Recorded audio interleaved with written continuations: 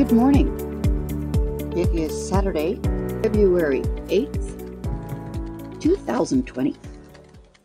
And today's Q&A concerning here in Mojave County locally, what we go through here to get help in our area for our equine counterparts.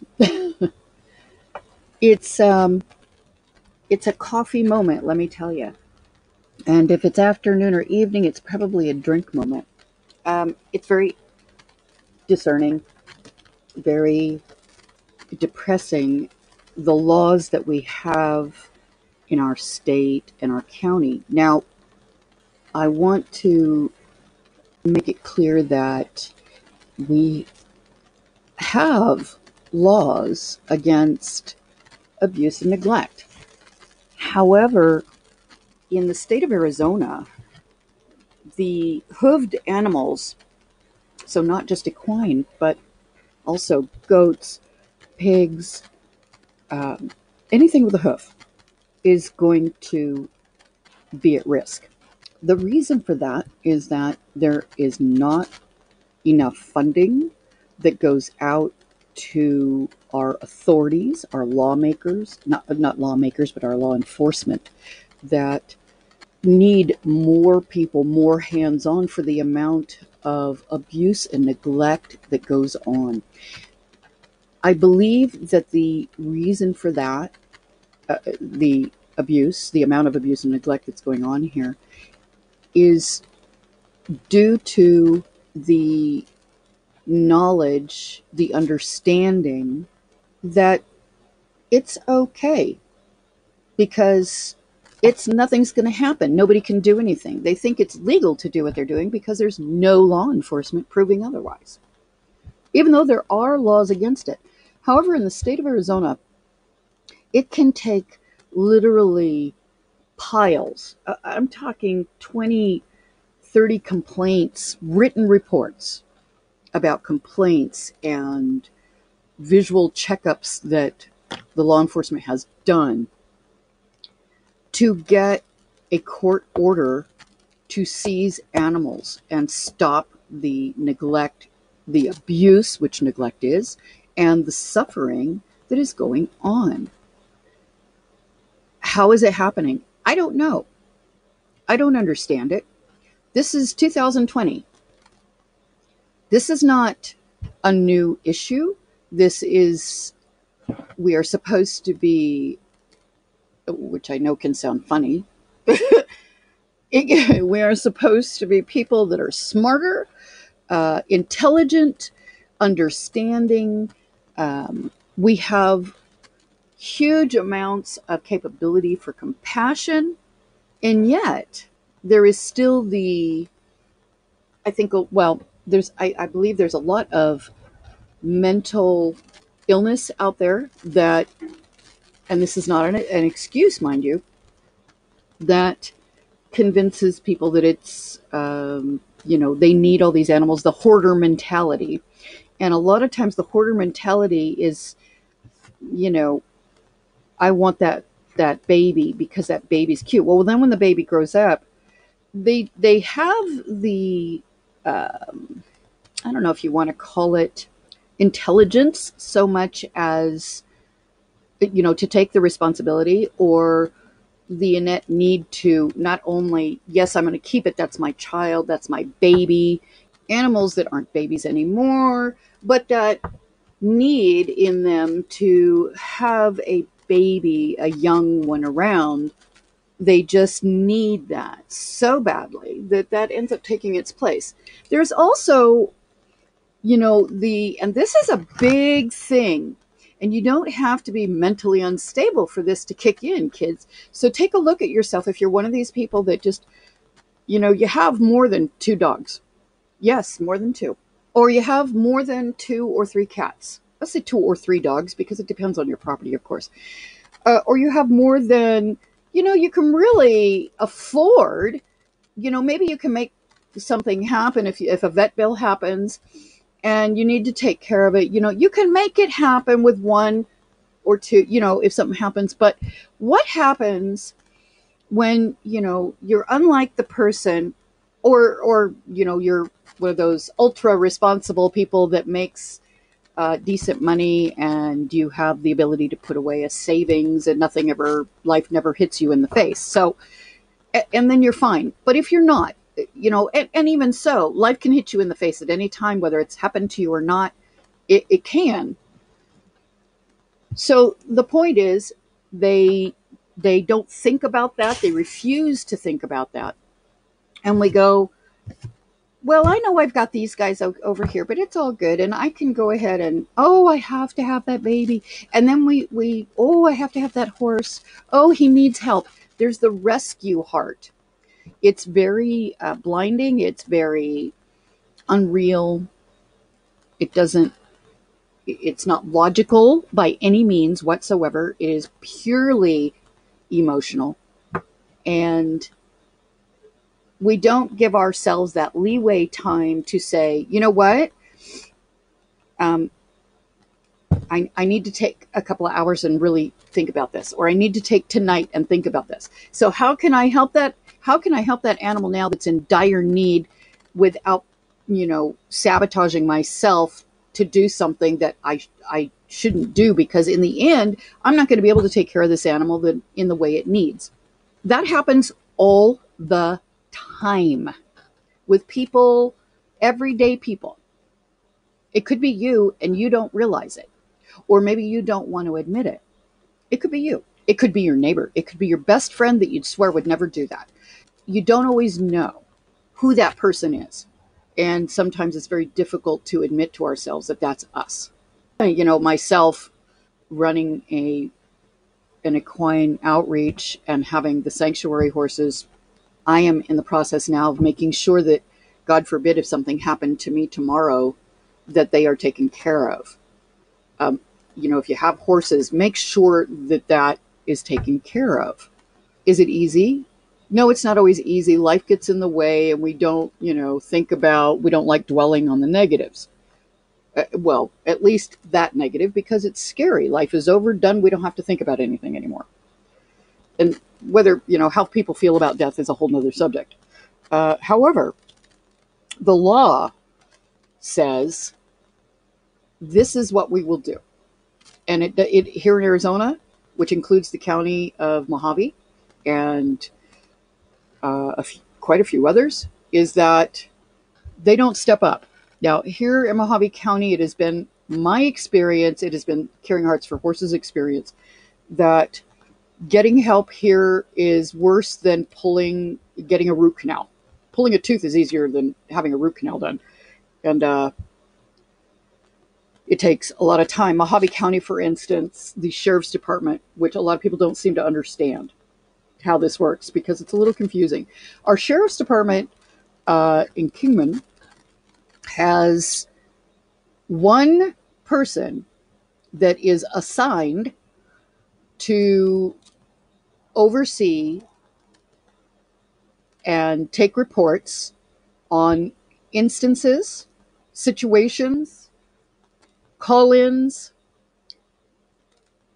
for horses, goats, donkeys, livestock, cows, all of it. That doesn't mean, and they report, before I go forward, and they report to the livestock inspector, okay? They're out of Phoenix. We have one that takes care of Mojave County and other areas. If you're not aware of how big Mojave County is, look it up. Look it up. Let's see here. I've looked it up before. Let me go ahead and look it up. Mojave County spans, it's huge. The mileage included. I mean, you figure, I'm not putting it in correctly. My apologies. Bear with me for just a moment. Let's see here. How big is Mojave County? Mojave County covers not only Kingman, But Bullhead, the population alone, let's see when this was taken. The map is then the area,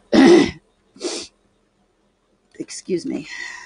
County seat is in Kingman. Okay, so Kingman is the hub for Mojave County, even though Mojave County also covers Lake Havasu. Lake Havasu. And the population, I'm trying to find when this was done before I go reading all this, so I can give you a correct time here. This one here is on Wikipedia. It's the 2000 census. Oh, my Lord. This was 20 years ago. Lord have mercy. Okay, I'm sure there's a closer one, but this is just going to give you a good idea, okay? They're in, at the 2000 census, the population was 207,000. 207,000. There are 13, now this is still true, 13,461 square miles. 13,311 square miles is land and 150 square miles is water. So we've got, so figure 13,311 square miles. It is the second largest county by area in Arizona and the fifth largest in the United States. County. The fifth largest county in the United States. Okay, let that sink in for a second here. And I want you to do the math. There is one sheriff for Mojave County to take care of livestock. I cannot tell you how much time he spends in Dolan Springs alone. He's in charge of Mojave County. How long does it take to drive to Havasu and back if there's an issue? From Kingman. How long does it take to drive to Dolan and back? How long? That's just drive time alone. I mean, seriously. You want to understand why we have a problem here. This is why people know this. They'll say they don't. They do. They know, whether they realize it or not, they know that nobody can get help around here. And because of it, and when I say around here, I mean the county, it's because we have no support. So when we get down to the little tinies, let's back all the way down to the everyday Facebook social media. And the next door neighbors talking at the cafe. And the overheard mentions of so-and-so needs help. There's a horse down there. We'll just say, here we go. Here's a good example. I know of a horse 2 blocks away, and this woman will not take care of him. He has skin and bones. Nothing's happening. Why doesn't somebody do something? Why doesn't somebody, okay, first of all, we're passing the buck. Why doesn't somebody call animal control? Animal control has no control. None. They have no control of equine. If you heard the story of the rescue situation that we're still going through, the legal situation we're going through, taking steps to make happen, and the 3 horses that we were lucky enough that the universe, God, the gods, whomever, said they need out now and we're going to help you get them out. They touched an animal control officer who was willing, because he had past knowledge with these people and past contact with these people, after taking 15 dogs, having to take 15 dogs out of their home, which animal control is about dogs and cats, domestic only. He was able to talk her into understanding the path that she's on and releasing a portion of those horses. 2 had already died on the property. This woman still has not received any citations whatsoever because no livestock officers have been out to see her. The one livestock officer we have ended up with back issues.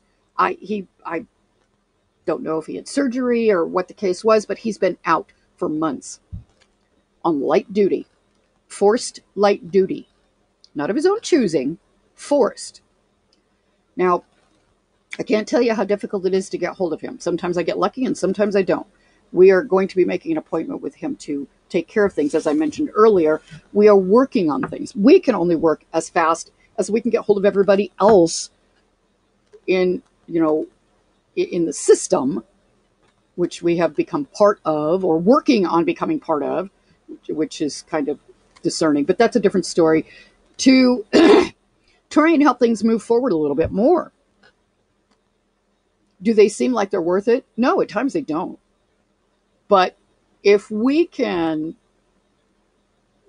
as an organization, if we can get out there to, get past the eyeballing of what's, let these people know, look, I can see the proof, and we can start documenting these things, because we can't, even, we're 3 years old, we're over 3 years old now. We can't see how much feed. So we'd like to check on your feed and water to make sure everything's okay. This is what we want to do as CH, Caring Hearts for Horses. We offer assistance. But when somebody says, no, I don't need your help, I don't want your help, get off my property, we have no recourse whatsoever. We have no idea if they have an inch of water in that trough or if they have, tons of water in that trough. We have no idea. We have no idea. So there's nothing we can do. We can't report back. We can't do anything. We're working on becoming that. It's bad here. If they have, well, let me tell you how the laws here work. And I encourage you to check out this information, to not simply take my word for it. Check it out, because I want you to have this information firsthand, so that when people ask you or say something, you can say, look, so-and-so said this, Mickey with Caring Hearts for Horses, she's, in the loop, and this is what she says, this is where I heard it, but I also checked it out, because she encourages you to educate yourself, and this is what I was told. And I know that, I personally also know that people get different answers when they call, which is not good, from the county, from the sheriff. I myself have been told when I called that they don't deal with livestock. That is not correct. It's absolutely not correct. And you need to tell them nicely that you know that. Apologize immediately for if you insult them, so that you can keep them on the phone. And tell them that. Don't go off on them. They're going to hang up on you. That's ridiculous. Don't do that. It's not going to get you anywhere. If you want to help that animal, these are the things we have to do. So what brought all this subject up today? What brought this up was an animal, a horse that ended up dying in Dolan Springs. This happens everywhere. And even though we are inundated by the knowledge that we hear every day through Facebook, well, not Facebook, but social media as a whole, has brought everything into our faces. Before, it was the only way you'd hear about something like that is if you overheard something or someone told you about it, hearsay, from someone who lived there, or someone who heard the story from someone who lived there. And you know how that goes. Things get changed. So now social media has made that hearsay even bigger and faster. There's always 3 sides. I think I actually heard that there were 4 sides, but I still like to run with 3. Excuse me. There's 3 sides to every story. There's your side, there's my side, and then there's the whole truth. Not the truth, the whole truth. Because it doesn't mean that both sides are lying. It doesn't mean they're making up stories. I'm not saying they're not, but it doesn't mean that. So you need the whole truth, and you have to listen to both sides. Both sides. And for those of you agreeing with me, the next time you hear somebody tell you something, think about that. Don't just assume that they're correct. Ask questions. I do it all the time. It drives people crazy. Somebody will tell me something, and I'll go, well, I try to take the other person's shoes and put them on my feet, even for a moment, because we don't know what it's like to be in their shoes. We don't know what it's like to be a hoarder and have those feelings that they need. I'm not saying they're right, but be a little empathetic, have a little empathy, and try to understand. Now, there's those that I just want to smack upside the head. And when it comes down to it, for CHH, the horse is number one. The animal, the donkey, the mule, they're all number one because that's what we do. That's our focus to help keep balance in life. That's what we do. But let me also say this. We're not a no-kill zone. And I'm also very realistic when it comes to the fact that we cannot save them all. We are not meant to save them all. Can you imagine if the human population never died? Oh God, it must be 10. It would be insane. So I'm going to try and wrap that up a little bit and say, look, the problem we have is much bigger than just somebody call the cops, but you need to call them because here we have to have tons of, so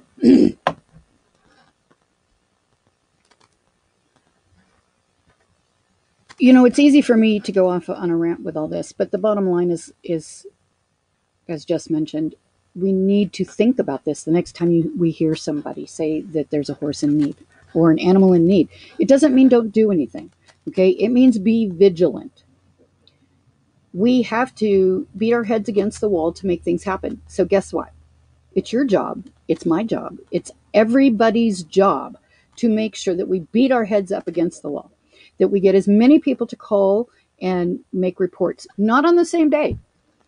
Because if you get 5 people calling on the same day to have somebody come out, and they finally come out, they finally get a chance to come out, and they check on it, that's one report. Okay, so that person needs to take the responsibility of keeping an eye on it. Don't tell me you don't have the time. Make the time. Call back and find out. Did an officer get out? If an officer got out there, then a report was filled out. They have to fill out a report of some sort that they went out on that call. Okay, so you don't have to really do anything but get your butt on the phone. And don't give me this, I'm too busy and I forgot. Well, okay, set an alarm. We have tons of technology. We have alarm clocks that even wind up still. So set an alarm clock, set an alarm on your phone. If you're forgetting, it's not a good excuse. I'm not saying we don't forget. I forget all the time. However, the next time you think about it, go, gosh dang, I got to set my alarm now. Not I got to set my alarm and hope you remember. Because obviously you're going to forget. Come on. I forgot. So I have to set an alarm. And, when I water the horses, I'm going to have to start setting a 10-minute timer because I'm wasting a ton of water every time I go do something else and then it overflows. Set an alarm. I know I haven't laughed enough during this. I want to make sure everything is, get out there. But, there's, like I said, there's an instance of a horse that died. And I'm not going to go into details about it, but I got a message from someone about a horse that died. And, it was more like, see, I told you this would happen. Or you didn't do enough. Maybe it wasn't meant that way. Maybe it was meant to fill me in, to update me. Either way, however it was meant, it happened. And it was hearsay because this person doesn't want to talk to me, I guess. So they sent it through somebody else to send. I'm guessing it was, I don't know. Hopefully it was, accurate. I don't know.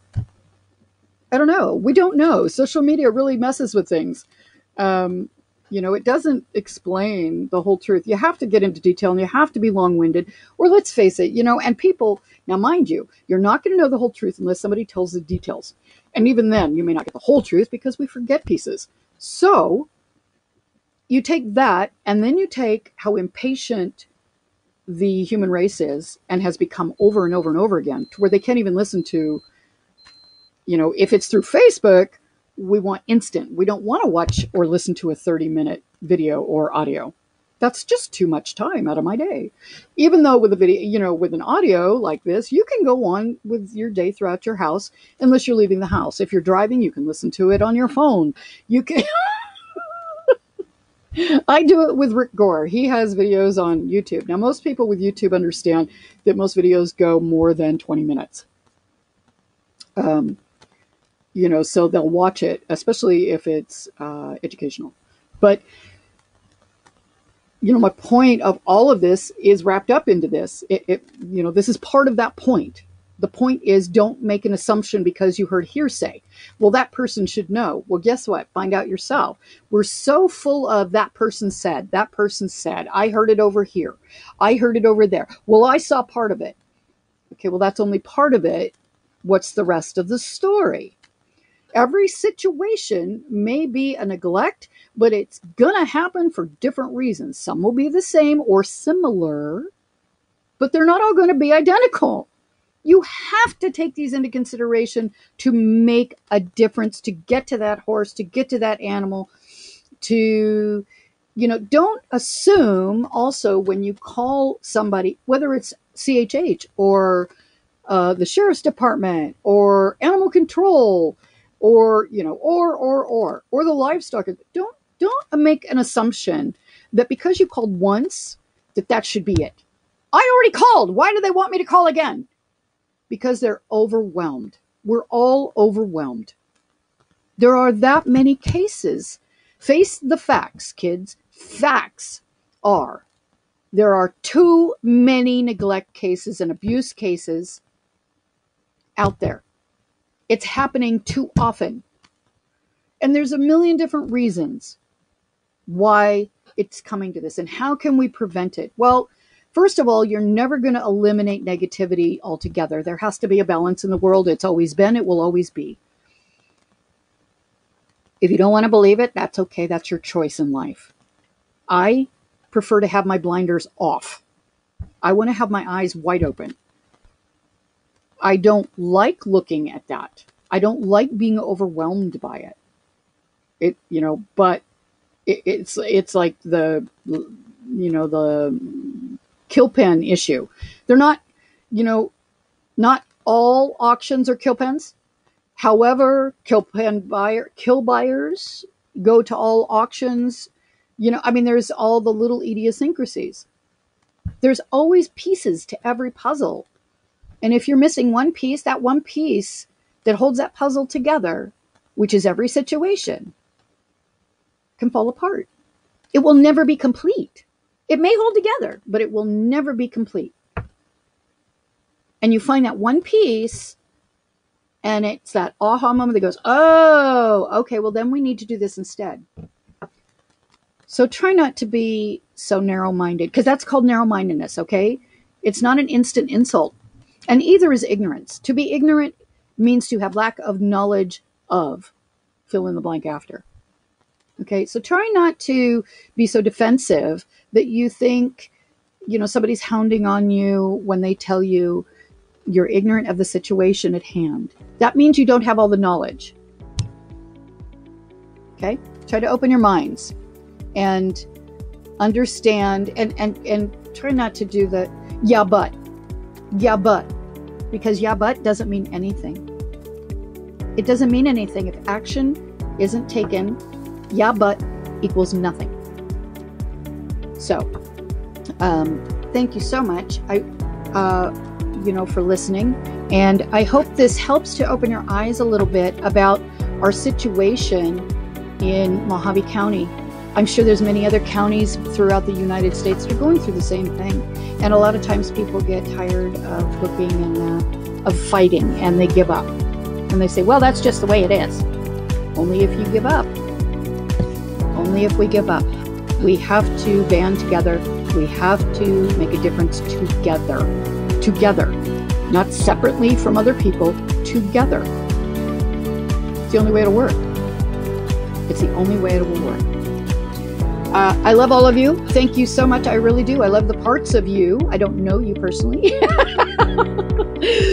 I love the parts of you that the part of you that's willing to listen to our podcast, read our posts, follow Caring Hearts for Horses on Facebook, follow Caring Hearts for Horses on YouTube, and put your email on our newsletter that is not in circulation yet, so that we have names on there. I thank you and I appreciate you, and I encourage you to continue to care about the horses and all of the other hooved animals in your area. Thank you so much. This is Vicki Sadoff with Caring Hearts for Horses. Once again, it is, I almost said June, it is Saturday, February 8th, 2020. Have an incredible day, afternoon, evening, whatever it may be for you. Keep caring about those animals. Ciao for now.